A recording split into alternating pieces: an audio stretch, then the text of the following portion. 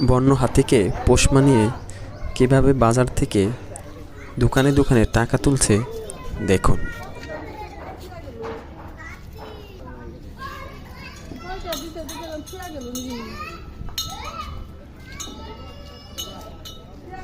দেখুন এই দোকান থেকে কিভাবে টাকা কালেকশন করছে। এভাবে টাকা তোলাকে আপনি কিভাবে দেখেন? এটা কি উচিত এবং অনুচিত? সঠিক করছে অবশ্যই কমেন্টে জানাবেন।